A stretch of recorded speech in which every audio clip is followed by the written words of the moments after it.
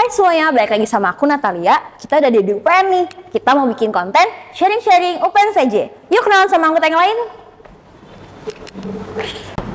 Nah, ayo kita kenalan sama anggota yang lain. Guys, sini kenalan dulu buat konten kita nih. Hai semuanya. Hai semuanya. Nama aku Natalia. Nama aku Mita. Nama aku Charlie. Nama aku Royan. Baik lagi sama kita di konten sharing-sharing UPN PJ. Halo guys. Mancing mania mantap.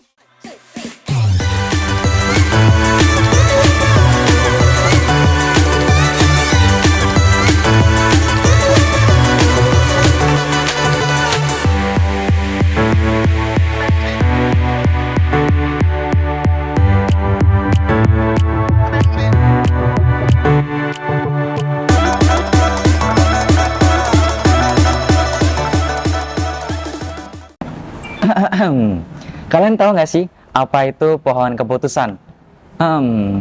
Yang ini, atau yang itu? Enggak.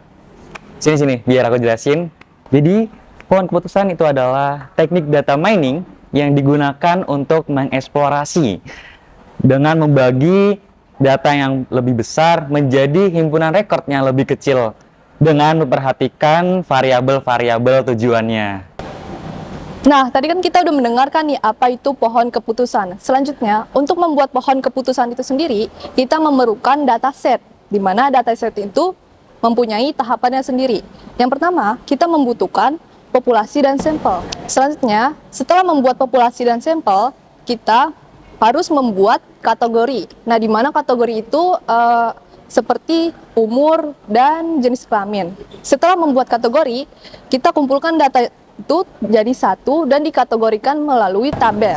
Nah, setelah membuat kategori, kita akan memilih atribut yang nantinya akan menjadi root atau akar. Setelah rootnya jadi, kita akan membuat cabang untuk setiap nilainya yang akan dibutuhkan nantinya.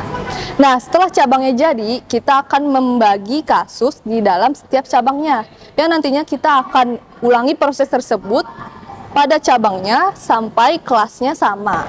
Nah, dari penjelasan tadi, Kalian pasti sudah penasaran kan gimana contohnya? Yuk simak penjelasan kita setelah ini ya. yuk. Setelah mendengar penjelasan dari teman-teman kita yang tadi, maka selanjutnya adalah bagaimana sih cara membuat decision tree atau pohon keputusan itu. Nah, pada kali ini saya akan mengambil tentang perbankan sebagai temanya, yang mana kita akan membuat sebuah pohon keputusan bagaimana sebuah bank memberikan kredit kepada nasabah-nasabahnya yang mengajukan kredit pinjaman. Hal yang pertama kita gunakan adalah sampel dan populasi. Populasi dan sampel yang digunakan yaitu nasabah Bank BNI. Kenapa Bank BNI? Karena di dalam UPN sendiri ada nih Bank BNI yang beroperasi. Jadi kita mudah untuk mendapatkan data yang dimaksud. Yang kedua, kita akan memberikan kategori-kategori dalam data tersebut. Kategori-kategorinya meliputi tentang usia, pendidikan, pekerjaan, pendapatan per bulan, skor kredit, dan keputusan bank dalam memberikan atau tidak memberikan kreditnya. Di dalam kategori jenis kelamin ada perempuan dan laki-laki. Dalam kategori jenis pekerjaan ada karyawan swasta, mahasiswa, dan freelance. Dan di dalam skor kreditnya sendiri ada beberapa angka, yaitu dari 3 sampai 5, yang mana 3 cukup, 4 sangat baik, dan 5 sangat memadai. Nah, setelah itu akan ada yang namanya kategori diterima dan tidak.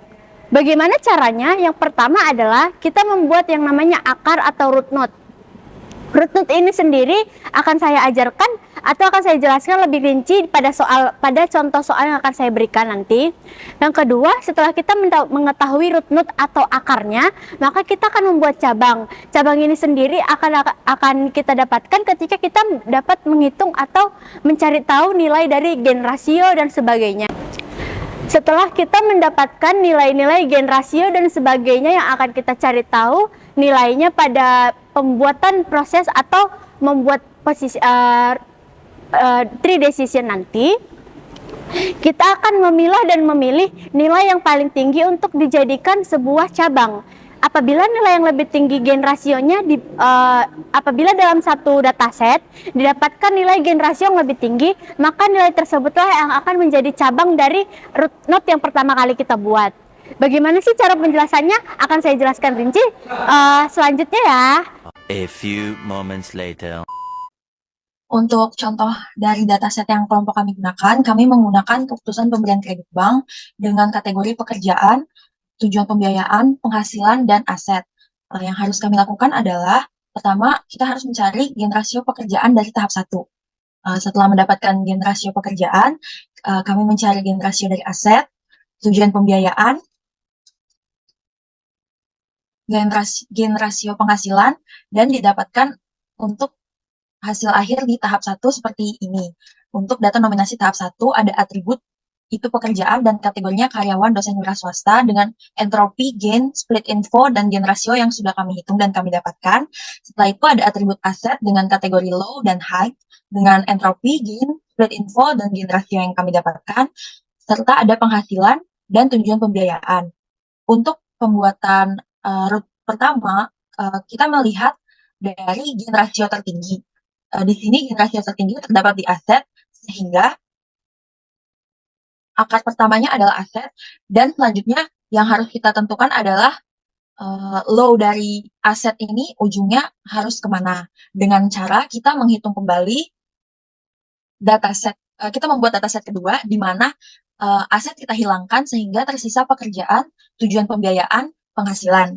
Selanjutnya kita hitung gen rasio pekerjaan, gen rasio tujuan pembiayaan, dan gen rasio dari penghasilan. Setelah semua sudah terhitung, kita masuk ke tahap 2. Sama seperti tahap pertama, kita mengurutkan pekerjaan, penghasilan, tujuan pembiayaan, dan kita mencari gen rasio tertinggi untuk mendapatkan root node kedua.